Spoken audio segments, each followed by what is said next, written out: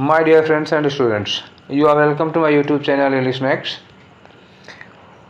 कल मैंने आप लोगों को वर्ब फॉर्म से रिलेटेड रूल्स का एक डिस्कशन दिया था, जिसमें वर्ब फॉर्म से रिलेटेड जितने भी रूल्स हैं, जितनी भी वर्ब की फॉर्म्स होती हैं, उन वर्ब की फॉर्म्स को कैसे करेक्टली हम लोग यूज करें, गलत ना होने पाए, इसी से रिलेटेड सारे के सारे बेसिक से लेकर के एडवांस रूल्स, जितने भी रूल्स उससे रिलेटेड हैं, जितने भी क्वेश्चंस इसके पहले एग्ज़ाम में उससे रिलेटेड पूछे गए हैं, सबको ध्यान में रख करके उन सारे क्वेश्चंस के अकॉर्डिंग मैंने वो सारे रूल्स आप लोगों को समझाए थे। और मुझे यकीन है आप लोगों ने वो वीडियो ज़रूर देखा होगा, वो क्लास ज़रूर देखा होगा।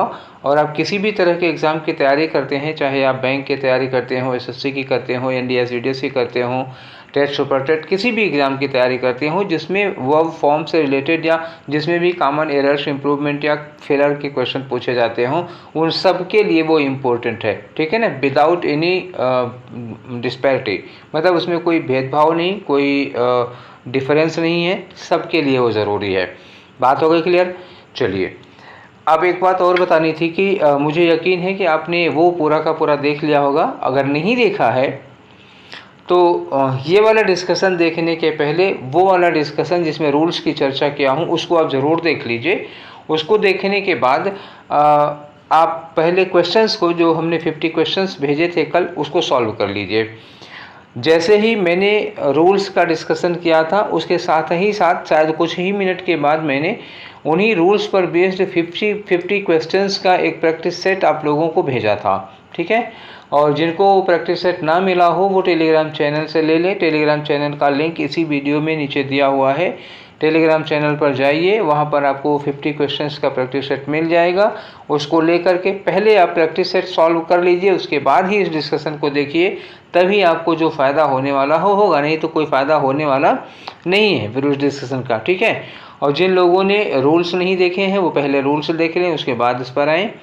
तो ये थी कल की बातें। आज की बात शुरू करते हैं उन्हीं रूल्स पर बेस्ड। ये आज का डिस्कशन है 50 क्वेश्चन का। ठीक है, तो ये 50 क्वेश्चंस हैं सब्जेक्ट वर्ब एग्रीमेंट के। सब्जेक्ट वर्ब एग्रीमेंट नहीं है, वर्ब फॉर्म है। सब्जेक्ट वर्ब एग्रीमेंट पहले ही करा चुका हूँ। हाँ, सब्जेक्ट वर्ब एग्रीमेंट जिन लोगों ने नहीं देखा है वो लोग सब्जेक्ट वर्ब एग्रीमेंट का देख लें। उसमें रूल्स भी डिस्कस किए गए हैं, उसके प्रैक्टिस सेट भी हैं। दो हमने 40 क्वेश्चन का 2 प्रैक्टिस सेट दिया था, उसको डिस्कस भी कराया हूँ। ठीक है, तो चलिए आज शुरू करते हैं हम लोग अपनी आज की वर्ब फॉर्म का ये डिस्कशन। तो आइए अब देखते हैं कि हमारा पहला क्वेश्चन क्या है। ये देखिए, आपका पहला क्वेश्चन है, my peon did not stole anything from your shop. ठीक है, तो मैंने कल ये बात बोली थी, पहले ही सेगमेंट में मैंने बोली थी कि डू, डज और डिड के साथ हम लोग हमेशा वर्ब की फर्स्ट फॉर्म लगाते हैं। ये लगा है डिड नॉट। डिड नॉट के साथ आप स्टोल नहीं लगाएंगे, क्या लगाएंगे? स्टील लगाएंगे। क्लियर हो गई बात? और इस तरह के कई क्वेश्चन CHSL 2020, ठीक है ना, CHSL 2020 में बहुत क्वेश्चन इस रूल से रिलेटेड बहुत सारे क्वेश्चन हैं। ठीक है ना, कुछ दिन बाद हम आपको CHSL के सारे 72 एरर्स देने वाले हैं 2020 में। CHSL के आने वाला वीडियो इस पर होगा। 2020 में CHSL के 36 पेपर हुए थे। 2020 में CHSL के 36 पेपर हुए थे और हर सेट में 2 एरर थी, तो कुल मिलाकर के 72 एरर्स हैं 2020 में। ये 72 एरर्स इकट्ठा मैंने कर रखी हैं। CHSL की सारी एरर्स CHSL के एग्ज़ाम के पहले, या यूँ कहिए 1-2 हफ्ते में मैं ये वाला, 1-आध हफ्ते में ये वाला सेगमेंट आपको भेज दूँगा। ठीक है, आपको पहले मैं क्वेश्चन पेपर भेज दूंगा, आप उसको लगाइएगा, उसके बाद उसका डिस्कशन भेज दूंगा। ठीक है, चलिए, तो ये वाली एरर CHSL में बहुत बार पूछी गई है, ध्यान दीजिएगा। डिड नॉट के साथ वर्ब की सेकेंड फॉर्म नहीं लगती, वर्ब की फर्स्ट फॉर्म लगती है, और यहाँ क्या लगना चाहिए था? स्टिल। चलिए दूसरा, the guest inform the hotel staff that he would not took his dinner in the dining hall. Would, ये क्या लगा है? वुड लिखा है, मॉडल वर्ब है। मॉडल वर्ब के साथ टुक सेकेंड फॉर्म नहीं लगती। कल मैंने बोला था कि मॉडल वर्ब के साथ वर्ब की फर्स्ट फॉर्म लगेगी। वुड नॉट टुक की जगह क्या होगा? वुड नॉट टेक होगा। क्लियर? चलिए, आज बहुत ज़्यादा टाइम नहीं लगेगा, जल्दी जल्दी होगा, क्योंकि डिस्कशन में रूल्स का कल करा चुका हूँ। ठीक है, अगला है question, your friend had better informed her parents. ठीक है, तो हैड बेटर मैंने कल बोला था, अच्छे से समझाया था कि हैड बेटर एक मॉडल वर्ब है, पास्ट परफेक्ट टेंस की ऑक्सिलरी मत समझिएगा, ये मॉडल है। देखिए हैड के साथ क्या लगा है, बेटर लगा है, तो मॉडल वर्ब के साथ हम वर्ब की फर्स्ट फॉर्म लगाते हैं। यहाँ हैड बेटर के साथ जो इन्फॉर्म्ड लगा हुआ है, इन्फॉर्म्ड क्या होना चाहिए था, इन्फॉर्म होना चाहिए था। ठीक है, अगर हैड होता तो थर्ड फॉर्म लगती, लेकिन ये पास्ट परफेक्ट टेंस नहीं है। ठीक है, और हैड बेटर एक मॉडल वर्ब की तरह काम कर रही है, इसलिए इन्फॉर्म्ड की जगह इन्फॉर्म होगा। क्लियर। हैविंग प्रिपेयर, मैंने एक बात बोली थी कि हैव के जितने भी फॉर्म होते हैं, हैव, हैज, हैड, हैविंग, उन सब के साथ हमेशा क्या लगती है, वर्ब की थर्ड फॉर्म। तो किस वाले पार्ट में एरर है आपकी, हैविंग के साथ प्रिपेयर नहीं होना चाहिए, हैविंग के साथ क्या होता, प्रिपेयर्ड होता। क्लियर हो गई बात, चलिए आगे बढ़ते हैं। और ये रहा आपका क्वेश्चन नंबर 5।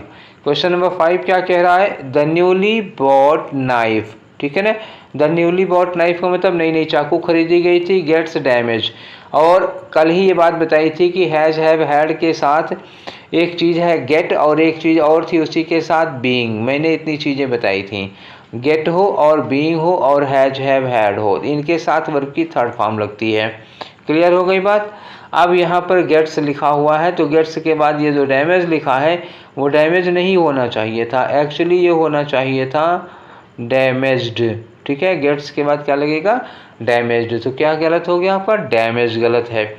चलिए अगला क्वेश्चन लेते हैं हम लोग, क्वेश्चन नंबर 6 है हमारा। तो लिखा है the time table was being rescheduled before exam. अभी थोड़ी देर पहले मैंने बोला था कि बीइंग जब लगा होगा, बीइंग के बाद वर्ब आएगी तो हमेशा थर्ड फॉर्म में आएगी। तो ये जो शेड्यूल है, रीशेड्यूल, ये क्या होनी चाहिए, ये होना चाहिए रीशेड्यूल्ड। ठीक है ना, यहाँ जो रीशेड्यूल है वो बीइंग के साथ वर्ब की थर्ड फॉर्म आती है, रीशेड्यूल्ड होना चाहिए। T was preparing in the kitchen for the guest. अब ये सेंटेंस आप देखिए कि एक्टिव में है या पैसिव में है। आपको दिख रहा होगा कि वाज है, वाज के साथ वर्ब की आईएनजी फॉर्म है। मैंने एक बात बोली थी कल कि बी के साथ हम दो चीज़ें लगाते हैं, बी के साथ या तो वर्ब की थर्ड फॉर्म लगाते हैं या वर्ब की आईएनजी फॉर्म लगाते हैं। वर्ब की आईएनजी फॉर्म कब लगाते हैं, जब सेंटेंस एक्टिव वॉइस में होगा, कंटिन्यूअस टेंस का। और थर्ड फॉर्म कब लगाते हैं, जब सेंटेंस पैसिव वॉइस में होगा। ठीक है ना, तो ये पैसिव वॉइस का तो देख लेते हैं। कल ही मैंने ये बात भी बोली थी कि एक्टिव और पैसिव कैसे डिसाइड करेंगे कि वाज प्रिपेयरिंग क्या है, वर्ब है, और टी क्या है इसका, टी इसका सब्जेक्ट है। ठीक है, सब्जेक्ट तो है, लेकिन क्या ये टी इसका डूअर है, तो डूअर नहीं है, क्योंकि वाज प्रिपेयरिंग तैयार करने का काम चाय खुद थोड़े करेगी, कोई और चाय बनाएगा ना, चाय खुद थोड़े बनेगी, तो खुद नहीं बनती है। इसका मतलब क्या हुआ, अगर ये डूअर नहीं है तो ये सेंटेंस पैसिव में बनना चाहिए, पैसिव में बनना चाहिए, तो वाज के साथ आईएनजी फॉर्म एक्टिव वॉइस में लगता है। ये होना चाहिए सेंटेंस पैसिव वॉइस में। पैसिव वॉइस होने का मतलब हुआ कि जहाँ टी वाज प्रिपेयरिंग लिखा है वो होना चाहिए कि टी वाज बीइंग प्रिपेयर्ड। क्या होना चाहिए था, टी वाज बीइंग प्रिपेयर्ड। या तो ये करिए, या तो ये जो प्रिपेयरिंग है उस प्रिपेयरिंग की जगह पर आप प्रिपेयर्ड कर दीजिए, बीइंग लगाने की ज़रूरत नहीं, तो हो गया टी वाज प्रिपेयर्ड। ठीक है ना, चाय बनाई गई थी। क्लियर हो गई बात। जब सब्जेक्ट एक्टिव सब्जेक्ट नहीं होगा, इस काम को कर नहीं रहा होगा ये, तो सेंटेंस पैसिव वॉइस में होगी। ऐसे में is am are was verb के साथ थर्ड फॉर्म लगेगी। क्लियर। चलिए, जनरली हम लोगों के दिमाग में एक बात रहती है कि हम लोग इस वाज के बाद आईएनजी फॉर्म लगाना प्रेफर करते हैं, पर इसको सोच समझ कर लगाइएगा। हमेशा is am are was verb के बाद वर्ब की आईएनजी फॉर्म ही नहीं लगती, कभी कभी थर्ड फॉर्म लगती है। कंडीशंस मैं आपको बता चुका हूँ। अगला है कि the hooligans compelled the old lady to selling her house.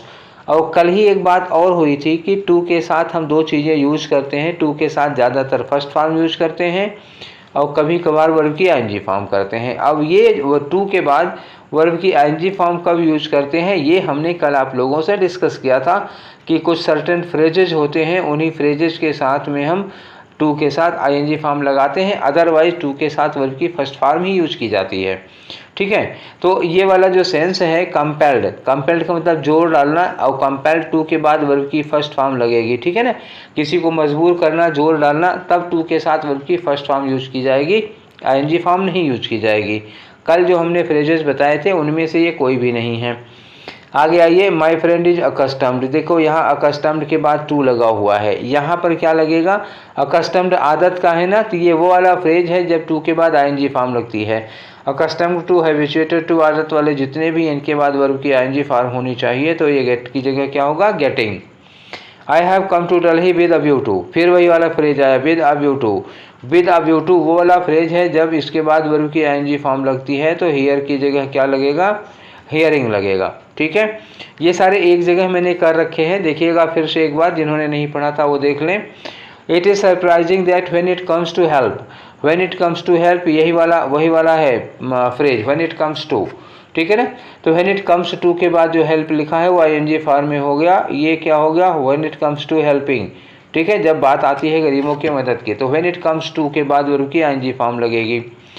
आगे लिखा है आई एम कमिटेड टू, और कमिटेड टू के बाद भी मैंने बोला था वर्ब की आईएनजी फॉर्म लगती है। कमिटेड टू और conducive to, dedicated to, devoted to, ये सब के सब वर्ब की आईएनजी फॉर्म लगे। तो कमिटेड टू के बाद जो लुक लिखा है that should have been looking, यहाँ क्या होगा, लुकिंग फॉर। ठीक है, ये 12 क्वेश्चन हो चुके। आज बहुत जल्दी जल्दी हो जाएगा, ज़्यादा देर डिस्कशन में लगेगा नहीं, क्योंकि सारे रूल्स कल बताए हुए हैं।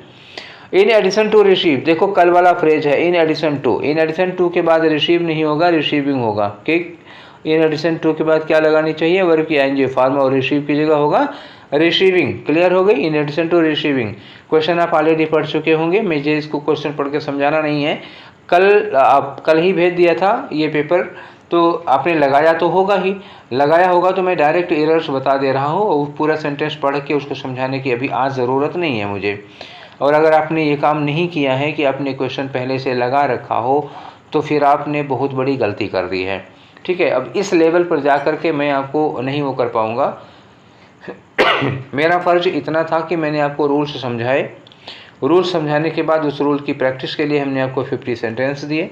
अगर आपने 50 सेंटेंस सॉल्व नहीं किए हैं, सॉल्व करने के पहले ही आप सोच रहे हैं कि सोल्यूशन देख लें, उसके बाद आप पेपर सॉल्व करेंगे, तो ये बहुत बड़ी गलती है, और मैं नहीं समझता कि ये पढ़ने का कोई अच्छा तरीका होगा।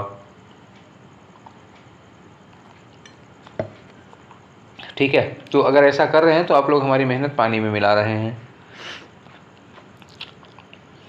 चलिए, क्वेश्चन नंबर 14। क्वेश्चन नंबर 14 है कि uncle of my friend is addicted to. कल ये बात हुई थी कि एडिक्टेड टू, अगर नशे की आदत होती है किसी चीज़ की, तो इसमें एडिक्टेड टू के बाद क्या लगना चाहिए, वर्ब की आईएनजी फॉर्म। तो यहाँ जो च्यू लिखा है वो चिविंग हो जाएगा। आई have taken the responsibility of provide.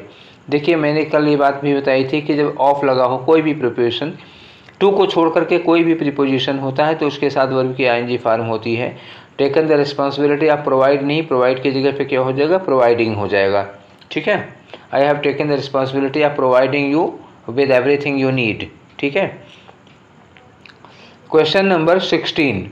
The news has been broadcasted. मैंने कहा था कि जिसमें भी कास्ट लग जाता है, CAST, उसमें ED नहीं लगता। Broadcast first form, second form और थर्ड फॉर्म तीनों यही होती है। ब्रॉडकास्ट ब्रॉडकास्ट ब्रॉडकास्ट, यही फर्स्ट फॉर्म भी है, यही सेकेंड फॉर्म भी है, और यही थर्ड फॉर्म भी है। इसमें ED नहीं लगाया जाता, ना तो ब्रॉडकास्ट में, ना टेलीकास्ट में, ना फोरकास्ट में, ना तो कास्ट में, किसी में भी आप ED नहीं लगाएंगे, तो ये इसमें ED लग गया तो ये गलत होगा। अगला है the mother of the poor child. ठीक है ना, उसके बाद लिखा है सेडेड टीयर्स। अब मैंने ये बात बताई थी कि जो सेड होता है, सेड का मतलब आंसू बहाना या पत्ते गिरना। ठीक है, पेड़ से पत्ते गिरते हैं तब भी सेड यूज़ किया जाता है, कोई आंसू बहाता है तब भी सेड यूज़ किया जाता है। सेड की तीनों फॉर्म सेड सेड सेड होती है, इसमें सेडेड वगैरह नहीं किया जाता। ठीक है, यही फर्स्ट फॉर्म, यही सेकेंड फॉर्म और यही थर्ड फॉर्म है। तो होना चाहिए कि mother of the poor child, जो गरीब बच्चे की माँ है, सेडेड की जगह पर क्या होगा, केवल सेड लिखा जाएगा, सेडेड नहीं लिखा जाएगा। ठीक है, चलिए आगे बढ़ें। और ये रहा क्वेश्चन नंबर 18। क्या कह रहा है, मेट्रोलॉजिकल डिपार्टमेंट हैज़ फोरकास्टेड। अभी थोड़ी देर पहले मैंने बताया था कि जिसमें कास्टेड लगा होता है, कास्ट लगा होता है, टेलीकास्ट, फोरकास्ट, ब्रॉडकास्ट, उन सब में ED नहीं लगता, वही second form, third form, first form सब है। ठीक है, अगला क्वेश्चन करिए, क्वेश्चन नंबर 19। 19 क्या है, A highly infectious disease has spreaded across the country, across the city। spreaded, ये कौन सी वर्ब है, मेन वर्ब है इसकी spread, और spread की फर्स्ट सेकेंड थर्ड एक ही फॉर्म होती है, इसमें ED नहीं लगता। हैज़ के बाद भी स्प्रेड होगा और फर्स्ट फॉर्म में डू नॉट के बाद भी स्प्रेड होगा। क्लियर? तो इसकी तीनों फॉर्म वही होती है। क्लियर? चलिए, the tyre of the rear wheel has bursted, bursted नहीं होता, ये उस वाले वर्ब की कैटेगरी की हैं जिनकी तीनों फॉर्म एक ही होती है, हैज़ बर्स्ट। ठीक है ना? बर्स्ट बर्स्ट बर्स्ट, हैज़ के बाद भी बर्स्ट और डू डिड के बाद भी बर्स्ट। ठीक है? First form, second form, third form एक जैसी होती है। ठीक है? अब लीजिए क्वेश्चन नंबर 21, करीब आधे पे आ गए हैं। That day the fisherman casted the net। अब casted the net मैंने अभी थोड़ी देर पहले कहा था कि कास्ट में ईडी नहीं लगती, यही फर्स्ट फॉर्म, यही सेकेंड फॉर्म, यही थर्ड फॉर्म है। ठीक है ना? तो ये पास्ट इंडिफिनिट में है। ठीक, ये पास्ट इंडिफिनिट में है लेकिन इसमें ईडी नहीं लगेगा, केवल कास्ट लिखा जाएगा। The watch of your birthday gift, ठीक है ना? The watch of your birthday gift costed me, मैंने फिर बोला था ये कीमत वाला जो कॉस्ट होता है इसमें भी ईडी नहीं लगता, ये first form, second form, third form एक ही होती है। क्लियर? इन सब में ईडी ना लगाएं, बिल्कुल ना लगाएं। नेक्स्ट क्वेश्चन है, the shopkeeper shutted the door. Shut the door होता है ना, तीनों फॉर्म एक जैसी, shut shut shut, put put put, cut cut cut, ठीक है, सेट सेट सेट, ऐसे होता है, तीनों फॉर्म यही होती है, शटेड नहीं लगेगा। The child did not lay, अब देखो, the child did not lay on the ground, बच्चा ज़मीन पर नहीं लेटा, because he had seen a cockroach crawling there, बच्चे ने ज़मीन पर एक कॉकरोच रेंगते हुए देख लिया था तो वो ज़मीन पर नहीं लेटा। अब देखिए, लेटने के लिए मैंने आपको दो चीज़ें बताई थी, एक LIE होता है झूठ बोलना, एक LIE होता है लेटना या पड़े होना। तो झूठ बोलने वाले की सेकेंड फॉर्म लाइड होती है और लेटने वाले की सेकेंड फॉर्म क्या होती है? ले होती है। तो ये ले क्या है आपकी? ये ले तो वर्ब की सेकेंड फॉर्म है और यहाँ पे क्या लगा है? ले, आपकी वर्ब की सेकेंड फॉर्म है। और डिड के साथ सेकेंड फॉर्म लगती है क्या? अभी थोड़ी देर पहले पहला क्वेश्चन मैंने बोला था कि डिड के साथ आप सेकेंड फॉर्म नहीं लगाएंगे और ये ले जो है वो सेकेंड फॉर्म है, यहाँ क्या होना चाहिए? Lie, did not lie on the ground, ना कि did not lay on the ground. Clear हो गई बात? ठीक है, चलिए 24 हो चुके हैं और ये रहा question number 25। When it got dark, जब अंधेरा हो गया तो village girl hanged a lantern in the veranda, तो उस लड़की ने बरामदे में एक लालटेन टांग दी है। लैंटर्न क्या हुआ? लालटेन, और हैंग्ड मतलब टांग दिया। अच्छा, ये हैंग्ड क्या होता है? फांसी दे दिया कि टांग दिया? तो लालटेन को उसने टांगा होगा, फांसी नहीं दी होगी। हैंग्ड फांसी देने के लिए यूज किया जाता है। आप क्या करेंगे यहाँ पर? लालटेन टांगने के लिए आप हंग यूज करेंगे, हैंग हंग हंग, लालटेन टांगा है ना, इसलिए। अगर फांसी दी गई होती तब हम हैंग्ड लगाते। क्लियर? अगला देखिए, they hung the core criminal, ठीक है ना, they hung the hard core criminal for killing a child, ये क्रिमिनल है, क्रिमिनल को हंग नहीं किया गया होगा, क्रिमिनल को हैंग किया गया होगा, इसके लिए क्या लगाएंगे? हैंग्ड। तो जरा ध्यान रखिएगा, हैंग्ड में और हंग में फ़र्क होता है, टांगने के लिए हंग लगेगा और फांसी देने के लिए हैंग्ड लगेगा, और ये दोनों हैंग की सेकेंड फॉर्म और थर्ड फॉर्म होती हैं। ठीक है, चलिए, द इंग्लिश मतलब अंग्रेज, ले रेल रूट, ठीक है ना, to supply British goods in the remote areas, अंग्रेजों ने रेल लाइन बिछाई। तो ये वाला जो ले होता है रेल लाइन वगैरह बिछाने का, ये क्या है? फर्स्ट फॉर्म है। इसकी सेकेंड फॉर्म क्या होती है? ले, लेड, और थर्ड फॉर्म क्या होती है इसकी? लेड। ठीक है ना? तो ये जो रेल लाइन बिछाने वाला है इसकी सेकेंड फॉर्म, थर्ड फॉर्म ले, लेड, लेड होती है। तो यहाँ पर जो इंग्लिश ले लिखा है यहाँ पे क्या होगा? लेड होगा, क्योंकि ये घटना आज से 100 साल 50 साल पहले की है, आज की बात तो है नहीं। तो ये जो ले है वो सेकेंड फॉर्म में होनी चाहिए। अंग्रेजों ने रेल लाइन बिछाई थी, ठीक है ना कि प्रेजेंट की बात है, बिछाते हैं। क्लियर हो गई बात? तो यहाँ ले की जगह लेड होगा और हमें ले की पास्ट टेंस चाहिए। क्लियर? अगला, Chandrashekhar Azad leaded the revolutionary youth in the Indian national movement, ठीक है, भारतीय राष्ट्रीय आंदोलन में चंद्रशेखर आज़ाद ने क्रांतिकारी युवकों को क्या किया था? लीडेड, युवकों का जीवन जिया था या नेतृत्व किया था? तो नेतृत्व करने में लीड की सेकेंड फॉर्म लीडेड नहीं होती, नेतृत्व करने में क्या लगता है? लेड होता है। लीड, लेड, लेड, नेतृत्व करना, लीडरशिप करने के लिए लीड, लेड, लेड होता है। जीवन जीना होता है तब लीड, लीडेड, लीडेड होता है। अगला सेंटेंस आपको जीवन जीने वाला मिल जाएगा। ठीक है, मैंने इसलिए दोनों को एक साथ कर रखा है। My grandfather led a life of love and peace. अब यहाँ पर जो लेड लिखा है वो नेतृत्व करने के लिए लिखा है या जीवन जीने के लिए? ये जीवन जीना है। जीवन जीना के लिए आप लेड नहीं लिखेंगे, जीवन जीने के लिए क्या लिखेंगे सेकेंड फॉर्म में? लीडेड। और नेतृत्व करने के लिए सेकेंड फॉर्म में क्या होता है? लेड। ठीक है, अब आ जाओ क्वेश्चन नंबर 30 पर। I have borne his misbehaviour with great patience.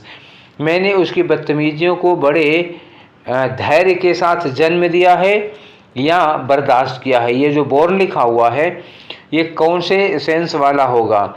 जन्म देने वाला या बर्दाश्त करने वाला? ठीक है, सहन करने वाला।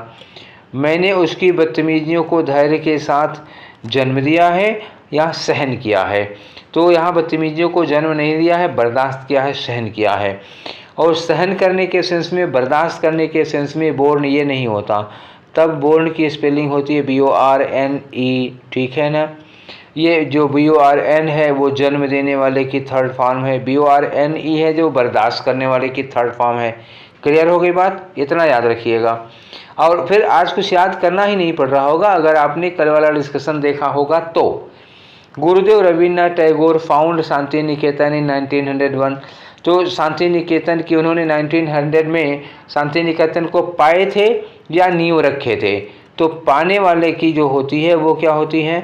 फाइंड, फाउंड, फाउंड, ये होता है। फाइंड, फाउंड, फाउंड ये पाने के लिए होता है। कहीं सड़क पे नहीं मिला था शांति निकेतन उनको ना। और जो नींव रखने वाला होता है वो क्या होता है? Found, founded, founded. ये कैसा होगा? फाउंड, फाउंडेड और फाउंडेड। तो नींव रखने वाले में फाउंड फर्स्ट फॉर्म होगी, उसकी सेकेंड फॉर्म फाउंडेड होती है। तो यहाँ जो फाउंडेड लिखा है, शांति निकेतन की नींव रखी गई थी, वो फाइंड सड़क पे नहीं मिला था। क्लियर? तो ये फाउंड गलत होना होगा, इसकी जगह पर होना क्या चाहिए? एक्चुअली फाउंडेड होना चाहिए। चलिए हम आते हैं क्वेश्चन नंबर 32। ठीक है, 32 क्या कह रहा है? The woodcutter fail 2 green trees. Woodcutter ने 2 ग्रीन ट्री काट दिए, गिरा दिए। तो जब लकड़हारा है तो पेड़ को वो क्या करेगा? गिरा देगा कि काटेगा? काटने का सेंस है। और ये लिखा है 2 days ago। 2 days ago का मतलब ये पास्ट की बात है। पास्ट की बात हो गई तो लकड़ी काटने के लिए हम क्या कहते हैं? फेल को फर्स्ट फॉर्म में लगाते हैं और उसमें ईडी लगाएंगे तो सेकेंड फॉर्म होगी। पेड़ काटने के सेंस में फेल, फेल्ड, फेल्ड होता है। और गिराने के सेंस में या गिरने के सेंस में फेल सेकेंड फॉर्म है। लेकिन पेड़ काटने के सेंस में फेल फर्स्ट फॉर्म हो जाएगी, उसमें फेल्ड जब करेंगे तब सेकेंड फॉर्म होगी। और 2 days ago की बात है इसलिए पास्ट इंडिफिनिट होगा और इसमें फेल की जगह फेल्ड किया जाएगा। Clear? Swami Vivekananda wounded a turban of saffron colour around his head. तो स्वामी विवेकानंद एक केसरिया रंग की पगड़ी पहना करते थे सिर के चारों ओर। तो ये जो चारों ओर मैंने कल बोला था ऐसे पगड़ी जब लपेटते हैं गोल गोल तो इसको क्या कहा जाता है? Wind wound, wound. विंड, इसकी सेकेंड फॉर्म क्या होती है? Wound, wound. ठीक है, तो ये चोट पहुंचाने वाला, घाव पहुंचाने वाला नहीं है। ये वाउंड केवल होना चाहिए था। वाउंडेड का मतलब हो जाएगा घाव पहुंचाना। और ये जो वाउंड करेंगे तो ये वाइंड की सेकेंड फॉर्म हो जाएगी। क्लियर बात हो गई? वाइंड, वाउंड, वाउंड ये हो गया सेकेंड फॉर्म। तो यहाँ पर वाउंडेड की जगह वाउंड होना चाहिए था, वाइंड की सेकेंड फॉर्म होनी चाहिए थी, ना कि चोट पहुंचाने वाले वाउंड की सेकेंड फॉर्म वाउंडेड। क्लियर हो गई बात? चलिए आगे बढ़ते हैं। 33 हो चुके हैं, आ जाओ 34 पे। The poor creature was taken behind the bushes. ठीक है ना, ये वाज के साथ थर्ड फॉर्म लगी है, पैसिव वॉइस है। झाड़ियों के पीछे उसको ले जाया गया एंड स्ल्यूड देयर। स्ल्यूड, स्लीव क्या होता है भैया? स्ले की सेकेंड फॉर्म क्या होती है? स्ले की जो सेकेंड फॉर्म होती है वो होती है स्लीव और थर्ड फॉर्म क्या होती है? स्लेन। ठीक है ना, स्लीव में ईडी तो कभी नहीं लगता। स्ले, स्लीव, स्लेन होता है फर्स्ट फॉर्म, सेकेंड फॉर्म और थर्ड फॉर्म। तो यहाँ लगानी क्या चीज़ हमको चाहिए थी? देखिए वाज के बाद टेकन थर्ड फॉर्म है तो स्ल्यूड भी क्या होना चाहिए? ये थर्ड फॉर्म होना चाहिए। तो यहाँ स्ल्यूड की जगह क्या हो गया? स्लेन होगा, क्योंकि यही वर्ब की थर्ड फॉर्म होती है स्ले की। क्लियर हो गई बात? तो 33 में क्या हो, 34 में क्या होगा? स्ल्यूड की जगह स्लेन होगा। She catched some fish from the pond for dinner. Dinner के लिए उसने तालाब से कुछ मछलियाँ पकड़ी। अब कैच की सेकेंड फॉर्म थर्ड फॉर्म क्या होगी भाई? ये तो क्लास 6 का मामला है यार। आप जो आज आप लोग क्यों इसको लेकिन इस तरह की गलतियां हो जाती हैं। ये कैच की सेकेंड फॉर्म क्या होती है? कॉट। और थर्ड फॉर्म क्या होती है? ये भी होती है कॉट। ठीक है, तो कैच की सेकेंड फॉर्म और थर्ड फॉर्म कॉट होती है, कैच्ड कुछ भी नहीं होता, समझ गए। ये कैच में ईडी लगाना ये होता है धोखा देना, इसी की जगह पर होना चाहिए कॉट। क्लियर हो गई बात। यहाँ पे क्या होगा, तो वही बात, एक बार आप लोग फिर क्लास 6 में चले जाइए भाई, आपका फ़ायदा होगा, ठीक है ना। क्लास 6 में एक बार चले जाओ यार, एक बार कहा मान लो चले जाओ, सारी की सारी वर्ब्स जितनी भी हैं, आपको सारी नहीं पढ़नी है, कुछ वर्ब्स हैं जितनी आपको आती हैं सेकेंड फॉर्म थर्ड फॉर्म वो मत करिएगा, जो आपको नहीं आती हैं जिनमें कुछ कॉम्प्लिकेशन है या जो लगता है कि ये हमको नहीं पता है या इसके सेकेंड और थर्ड फॉर्म में थोड़ी सी इरेगुलरिटी टाइप की है, तो उसको एक बार और पढ़ डालिए, नोट कर डालिए। केवल कठिन कठिन या जो डिफरेंट टाइप के उन्हें ही लिखना है, तो ज़्यादा से ज़्यादा 10 या 15 वर्ब मिलेंगी, उतना नोट कर लीजिएगा, सारी नहीं कह रहा हूँ। हाँ, आप किसी भी एग्ज़ाम देने जाने के पहले ये काम ज़रूर कर लीजिएगा, इट्स माई पर्सनल एडवाइस, ठीक है। तो अब हम लोग जो करने जा रहे हैं 35 क्वेश्चंस हम लोगों ने वर्ब फॉर्म के एरर से रिलेटेड किए, और जितने मैंने रूल्स बताए थे आई थिंक कि नियर अबाउट सारे के सारे रूल कवर करने की उसमें कोशिश की है।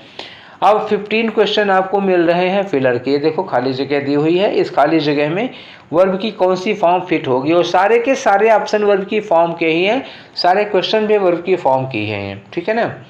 तो चलो आ जाओ 36 में, ओइंग टू हैवी रेन, भारी बारिश के चलते the Himalayan reverse had dash there banks, तो हिमालयन रिवर्स जो है वो अपने क्या कहते हैं बैंक, अपने किनारे के को तोड़कर ऊपर बह रही हैं, ठीक है, ओवरफ्लो कर रही हैं। तो हैड के साथ आपको क्या लगाना चाहिए? वर्ब की थर्ड फॉर्म लगाना है।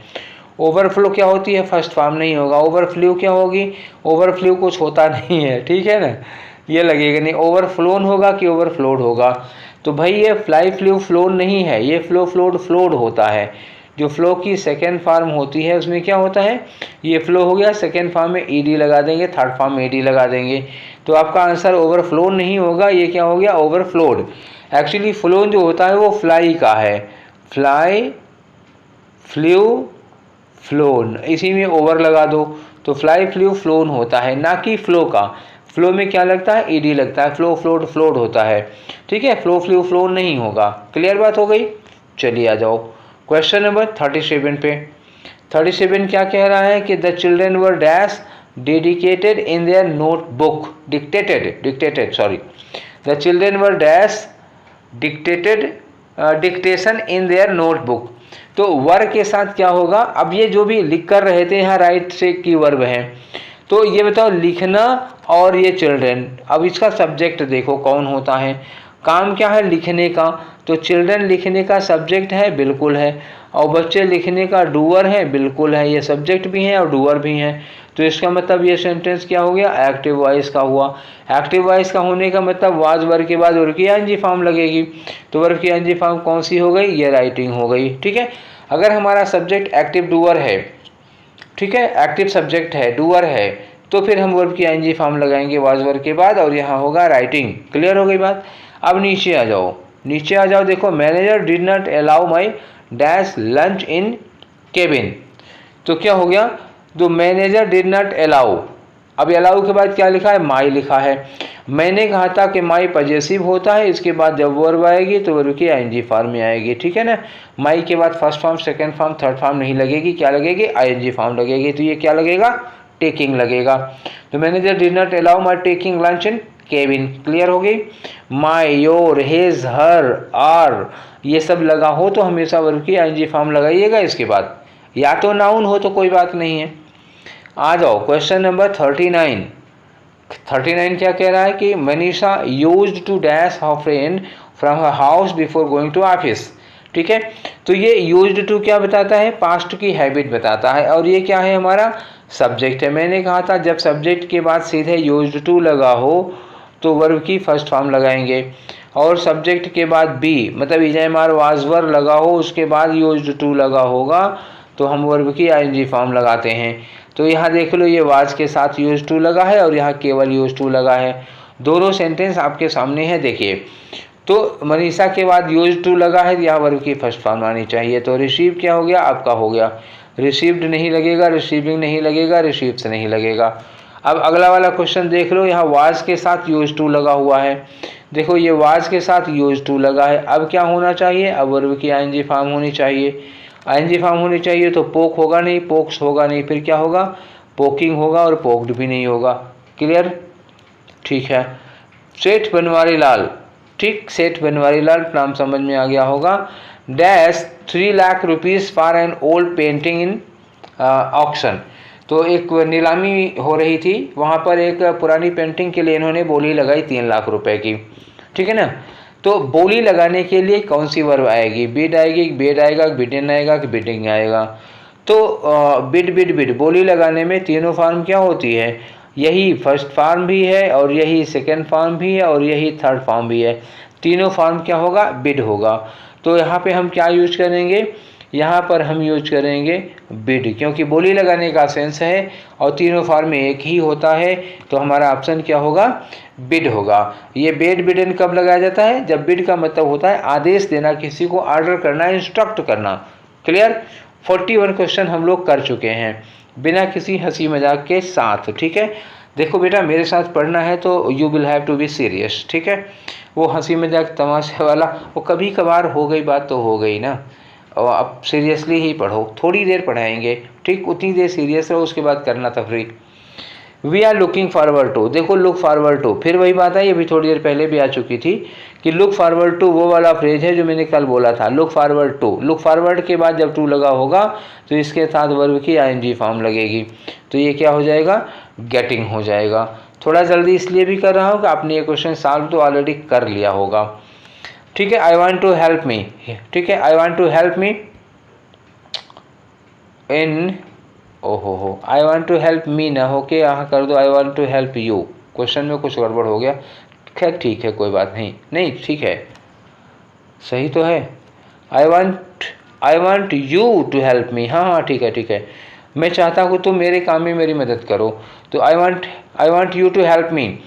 इन के बाद आपको वर्ब लगानी है, तो मैंने कहा था कि टू के अलावा कोई भी प्रीपोजिशन हो तो उसके बाद वर्ब की आईएनजी फॉर्म लगानी है, तो क्या लगेगा, इन के बाद कंप्लीटिंग लगेगा, या कंप्लीट, कंप्लीट्स और कंप्लीटेड लगेगा ही नहीं भाई, एकदम एकदम सीधा सा नियम है। मैंने कहा था 110% की गारंटी है, टू के अलावा कोई भी प्रीपोजिशन आ जाए दुनिया का, उसके बाद वर्ब लगानी हो तो वर्ब की आईएनजी फॉर्म लगाना, गारंटी है मेरी, ठीक है। अगला है 44, क्वेश्चन नंबर 44, ये लिखा है कि this news will not be dash on any of the government channels, किसी न्यूज़ को प्रसारित करना है किसी न्यूज़ को न्यूज़ चैनल पर, तो अब इन्होंने कहा कि टेलीकास्ट, ये तो हो सकता है, मैंने कहा था कि कास्ट तीनों फॉर्म एक ही होती है, फर्स्ट सेकेंड थर्ड। ब्रॉडकास्ट में देखो ईडी लगता नहीं है, टेलीकास्ट में देखो ईडी लगता नहीं है, और टेलीकास्टिंग, तो विल नॉट बी, यहाँ लिखा है विल नॉट बी लगा होगा तो ब्रॉडकास्टिंग होगा ही नहीं, ठीक है, तब क्या होगा, टेलीकास्ट यूज करेंगे हम, हो गई बात। चलिए अगला वर्ड लेते हैं, 44 क्वेश्चन हम लोग कर चुके हैं, अगला वर्ड नहीं अगला क्वेश्चन है word. Even after his retirement, अपने रिटायरमेंट के बाद भी, ही dash a life of action and adventure, उसने एक एक्शन और एडवेंचर का जीवन जिया। अब जीवन जीने के लिए क्या होगा, लिव नहीं लगा पाओगे क्योंकि यहाँ ही लिखा हुआ है, ही के बाद अगर फर्स्ट फॉर्म लगाओगे तो वर्ब में क्या लगाना पड़ेगा, यस या ईएस लगाना पड़ेगा, या तो आप पूर्व की सेकेंड फॉर्म लगा दो, थर्ड फॉर्म लगाओगे तो हैज हैव हैड लगाना पड़ेगा, एनजी फॉर्म लगाओगे तो is am are was were लगाना पड़ेगा, फर्स्ट फॉर्म लगाओगे तो इसमें शुड वुड कुछ लगाना पड़ेगा, शुड लगानी है, डायरेक्ट वर्ब के बाद लगानी है, तो डायरेक्ट वर्ब के बाद या तो ये लग जाती है या तो ये लग जाती है, वरना बाकी सब हेल्पिंग वर्ब के साथ लगती हैं। तो हमें क्या करना पड़ेगा, लिव लग नहीं सकता क्योंकि ही सब्जेक्ट है, लेड लग सकता है, लीडेड ये देख लेंगे, और रीडिंग तो लगेगा नहीं। फिर इन दोनों में क्या होगा, अब लेड मतलब होता है नेतृत्व करना, लीडेड मैंने जीवन जीना, और ये life of action and adventure है तो ये लीडेड नहीं होगा, सॉरी उल्टा लगा दिया, लीडेड ही होगा, लेड नहीं होगा, ठीक है। तो चूंकि लाइफ के बारे में कह रहे हैं तो लाइफ लेड नहीं किया जाएगा, लेड तो क्या किया जाएगा, ये लोगों के लिए आता है, ये नहीं लगेगा, लीडेड क्या हो जाएगा, जीवन जीने के लिए लगेगा, तो आपका सी वाला ऑप्शन हुआ, ठीक है। चलिए अगला करते हैं 46, बहुत जल्दी आपका यह डिस्कशन खत्म होने वाला है।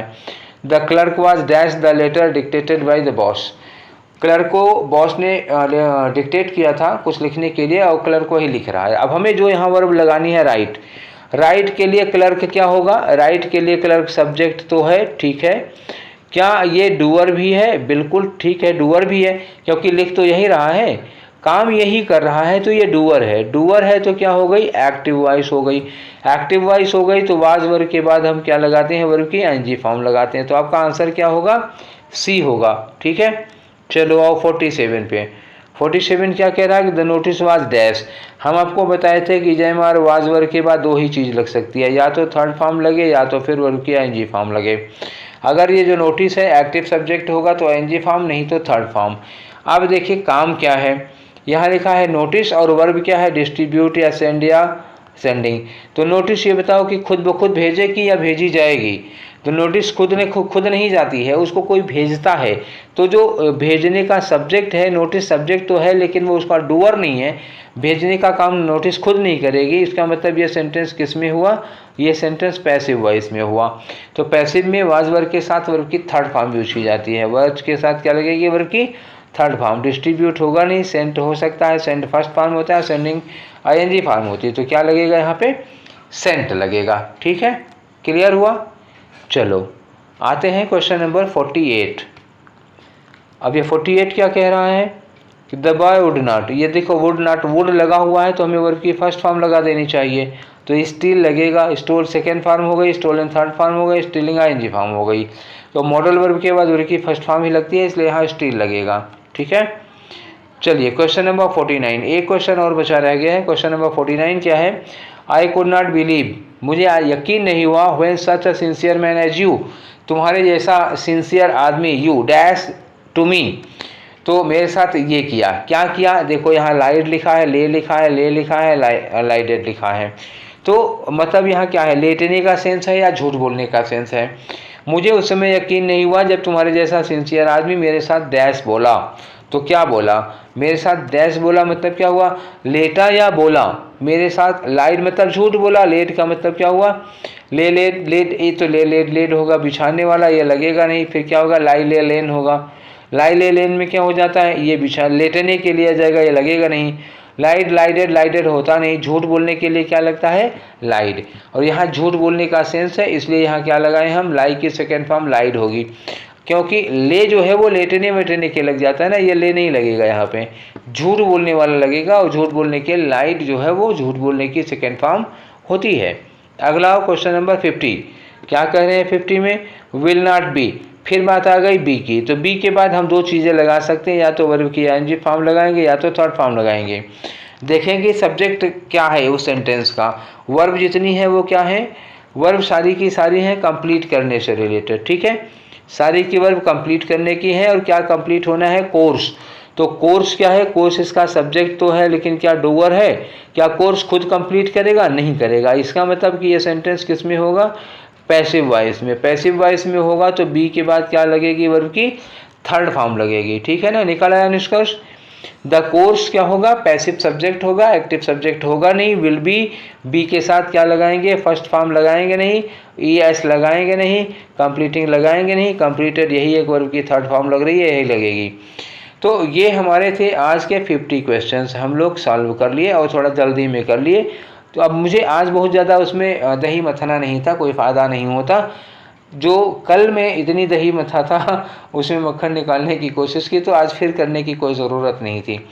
मैंने जो आप लोगों को PDF भेजा था उसको चेक कराना था कि आपने सही कर लिया है या नहीं सही कर लिया है, ठीक है।